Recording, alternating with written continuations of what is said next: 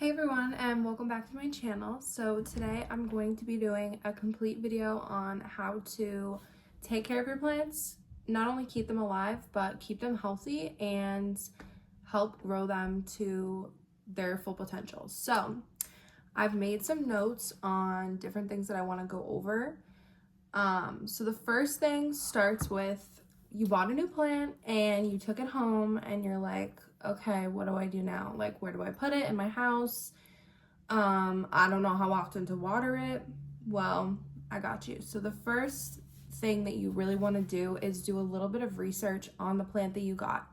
So say you brought home like a pothos plant, you're going to want to search like the exact name of the plant. You can use an app on your phone to identify if you don't know what type of plant it is, to see exactly like what you brought home. So you're gonna want to see what type of lighting conditions it likes. You can see how often it's recommended to water it, but I kind of follow the same watering plan for all of my plants, so I'll go over that a little bit later in the video. But basically you're gonna want to find out what plant you brought home, what it likes as far as lighting, and like I said, and then also it's a good idea to see how your plant grows in nature, because something like a vining plant, more often times than not, is growing in nature, like up trees or something like that. So if you're wanting it to get to its fullest potential, you're going to want to put it on like a moss pole eventually, or have it trellised so that it can climb to get that bigger foliage that you're looking for. So that's basically like number one. Find out what you brought home and do a little research on her so you can take care of her to the best of your ability. So the next thing is soil.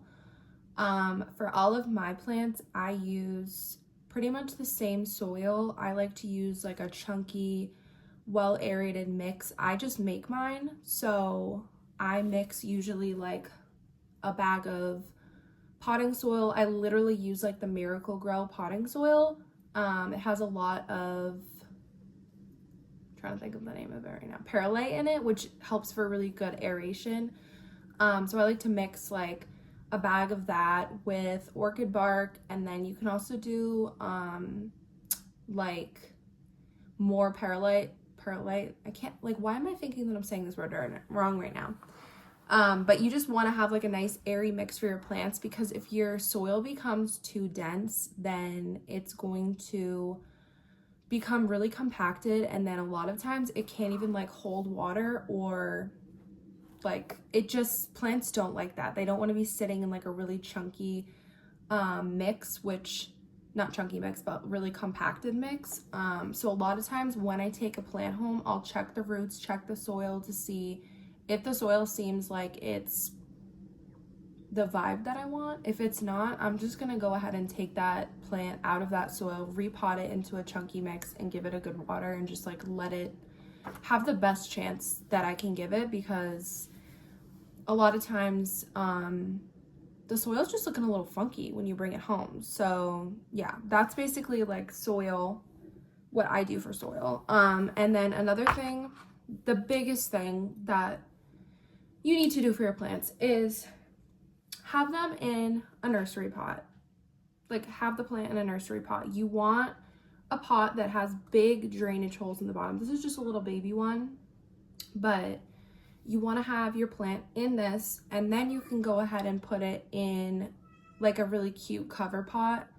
But you don't want to have your plant directly in a cover pot with no drainage holes, because if you're watering it, there's nowhere for the water to escape. And when I go over how I like to water my plants, you'll see why this is, because if it's sitting in water, it's gonna die. So don't do it. You want to have your plant in a little nursery pot, or a bigger one if it's a bigger plant. This just helps your plant to be able to drain the water that it doesn't need. A lot of times I like to, if I have them, honestly, most of mine aren't clear pots, but put it in a clear nursery pot, because then you can check on the roots. You can see, oh, this is root bound, I need to repot my plant. So that is what I like to pot my plants in. A lot of my plants aren't even in a fancy cover pot. I literally just have them in like a little cute, I mean, whatever nursery pot you can get. This one just has like a bunch of drainage holes in the bottom. I literally got this at the dollar store. So you can find really cute nursery pots because all the cover pots can get super expensive. And if you have a million plants, then you really don't need a cover pot for all of them because you're more interested in the plant. So that is my kind of first grouping of tips. My next section that I want to go over is watering. So when I water my plants, I check all of my plants every Sunday. It doesn't have to be the same day, but like once a week, I like to go around and check all of my plants with either just like sticking my finger in the soil or using like a bamboo stick or a skewer to see if the soil is dry. You're gonna want to do research on each of your plants, but as a rule of thumb, if the plant is like completely dried up, you're gonna want to go ahead and water it thoroughly. And I like to take all of my plants into either my sink or my bathtub if I'm doing like all of them. And you're gonna want to water all of them really thoroughly until you have water just like draining out of the bottom, which means that your plant got thoroughly saturated. And depending on where I'm watering my plants, I'll either fill up my adorable little watering can, which my mom got for me for Christmas. Look at this, it's so cute. I'll either use this, or in the bathtub, I'll literally just use like the shower. Like you just want to thoroughly water everything. And then you're going to want to let it drain really thoroughly, and you want to let the bottoms dry off completely, because if you're putting it into a cover pot, you don't want it sitting in any water. And then I just wanted to quickly say about watering. Every week when I check my plants, not every plant needs to be watered. So something like my string of pearls, any succulents, you don't want to overwater them. So if they look good, just leave them alone. Don't touch them. So those plants, honestly, I bought this string of pearls maybe like 2 or 3 weeks ago, and I have not had to water it since. You wanna avoid overwatering because it's way easier. My cat is like being crazy right now. It's way easier to bring a plant back from being underwatered than trying to save it from being overwatered. So anything like a succulent, I can't talk. Anything like a succulent, you don't want to water it that often. And like I said, every week or weekend when I check all of my plants, not all of them need to be watered.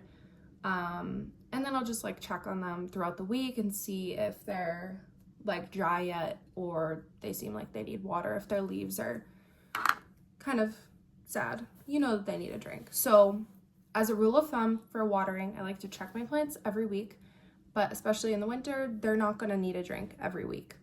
And then when it comes to like fertilizer and stuff, I really haven't done a lot of research into the best fertilizer. It's good to fertilize your plants, but you're not going to want to do it year round per se. I'm trying to think. This winter, I think I use my fertilizer maybe once to give my plants like a little help, but you're going to want to fertilize them in like the spring and summer months more so, because there's going to be more growth happening anyways. And since I've started buying houseplants, I literally just buy this.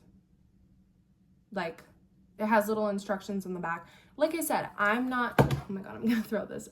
I'm not super like schooled on fertilizer yet. So if anyone has any suggestions, please let me know. But this seems to do good things, and it's literally like $10 or something like that, probably cheaper. But yeah, I'm not super like focused on fertilizing my plants.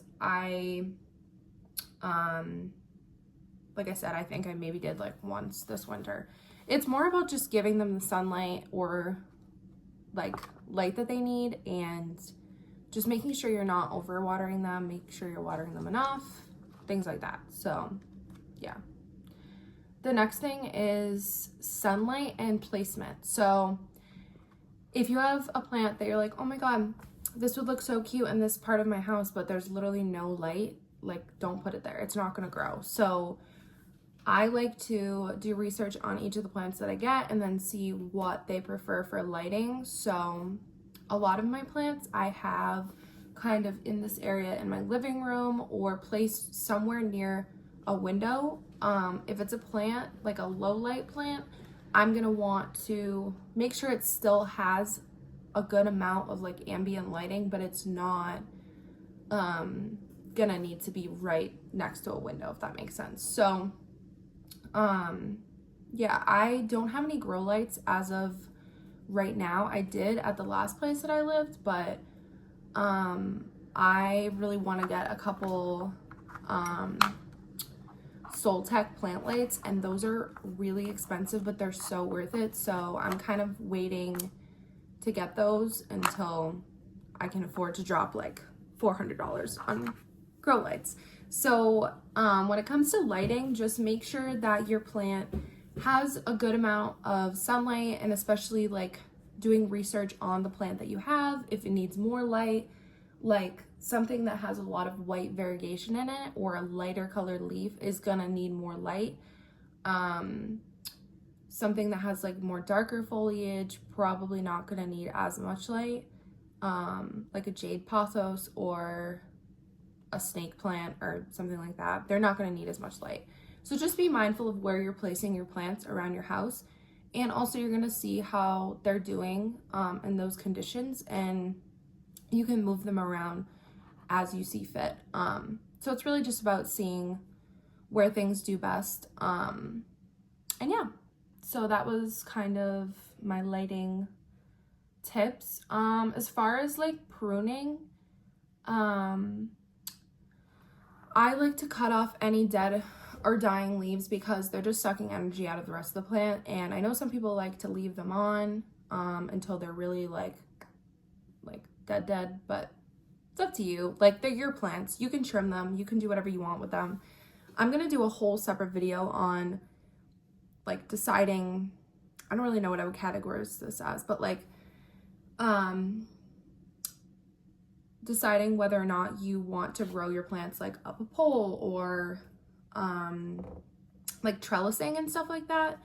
So I have a couple plants that I just recently put on to moss poles, so I'm gonna do a whole separate video on why I did that and how to do that.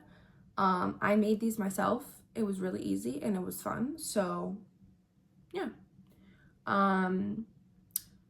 But yeah, basically just the biggest tip that I can give anyone trying to find out how to better care for their plants is do research on the specific plant that you want to focus on, or do research on all of your plants. See what they like, see what they don't like, see where they come from, see what kind of lighting, water, things like that.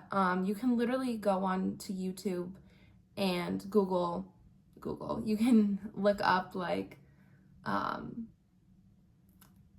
trying to think of a specific plant right now. You could look up like Swiss cheese plant care tips and whatever, and you can get like kind of specific care tips to that plant, but really it's just about learning and getting to know that plant and just seeing how it does in your house. So yeah. Oh, one thing I forgot to say is also really important that I like to do is I like to keep my leaves really clean. If your plant is looking dusty, crusty, like, you know, it's not getting as much sunlight as it could be or as it needs. So before I bought these super cute little gloves recently, I was just using like a microfiber cloth, and I would spray my leaves down that were looking dusty with like some water, and just like gently clean all of the leaves, like front and back, make sure that they were able to get that sunlight so that they can grow. And a lot of times you'll see, like, if one of your plants is looking dusty, it'll like stop growing because it literally can't get any light. Like, So yeah, I just bought these gloves, which are so satisfying and fun. Like, I literally walk around my house and I just like put these on and I'm like cleaning my little leaves. It's really fun. So these were like $5. You can find them probably on Amazon or any like plant shop website, I'm sure. So yeah, so that's pretty much all I can think of right now for how I like to care for my plants. One last thing is, most of my plants I like to take to the sink or to the tub to water them, but I have a couple of plants that either are like going, I'm looking at my plant that's going up the wall, my Monstera Siltopecana. She's attached to the wall. So what I like to do for her is put her into like a bowl of water so that she can bottom water and just absorb as much water as she needs, because I don't want to take the whole vine off of the wall. And that's better than just like taking my watering can and like giving her a little bit of water and being like, oh, it didn't drain out the bottom, she's good. You don't want to do that because the plant's not getting as much water as it needs. So what I like to do for her, and then also for my ginormous philodendron Florida, I literally like, I'll be like, I love this plant, and then I'm like, I can't remember the name of it. My philodendron Florida green in my bedroom, I'll put her into like literally like a baking sheet full of water, like a baking pan, and just let her soak that up. And yeah, so that takes a little bit longer, bottom watering. Usually it takes her, like this one, the Monstera Siltopecana, it takes her maybe like a couple hours to absorb all the water she needs, but it's a good alternative to taking everything to the sink. If you have something that's trellising up your wall or it's just really big. Yeah. So yeah, I think that's it. These are just like my basic care tips and advice for taking care of your plants. I've had really good success with not killing a whole lot of plants because I did my research, like I said, on each of my plants, and having more houseplants than like the average person, it's more work and it's more time consuming. So if having a lot of plants is something that you want, just know that there's a lot of time that goes into it. Like on Sundays when I do this, it takes me probably like a half an hour to water all my plants, clean them, check to see if anybody like needs anything, and just cleaning up any spills or messes that I make. But yeah, it's really worth it if you put in the work and take care of your plants and you know, do the things that they need. You're gonna get the results. So yeah, it's definitely worth it. If you guys have any questions on anything that I went over in this video, and like I said, if anyone has any fertilizer recommendations, excuse me, it's not something I'm super like, I don't know, if anyone could school me on if it's super important to use a really good fertilizer. I find that using the cheap stuff works for me, so yeah. But yeah, thank you guys so much for watching. I hope this video was helpful for anyone who's trying to take care of new plants they got or get into houseplants, or if you already love them and you enjoyed this video, make sure you like and subscribe. I'm gonna be putting out more videos soon. I want to do a video on my moss poles, like I said. And yeah, thank you guys so much for watching, and I'll see you next time.